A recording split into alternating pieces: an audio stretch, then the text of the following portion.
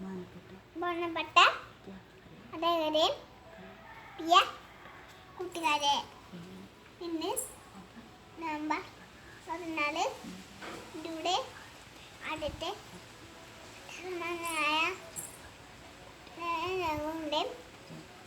ചെമ്പനമായി ആലോചിക്കുന്നത്. കാരണം എന്താണെന്ന് അറിയണ്ടേ? ചാച്ചാടിക്ക് കുട്ടികളെ അട്ടച്ചു ഇഷ്ടമായിരുന്നു.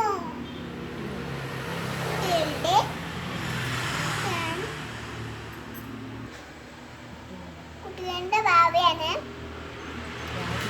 രാജ്യത്തിന്റെ ഭാവി എന്ന് അദ്ദേഹം സൂചിക്കുന്നു.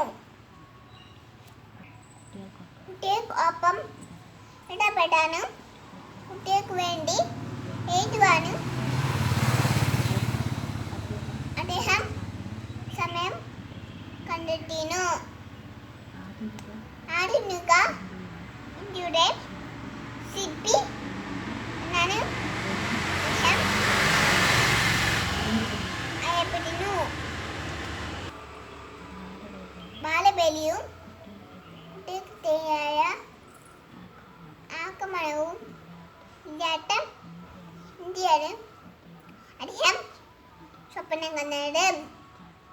ചാച്ചാജി ആഗ്രഹിച്ച പോലെ നമുക്കും പഠിച്ച് വളർന്ന് രാജ്യത്തിനു വേണ്ടി പേടിച്ചാം. ജയ് ഹിന്ദ്.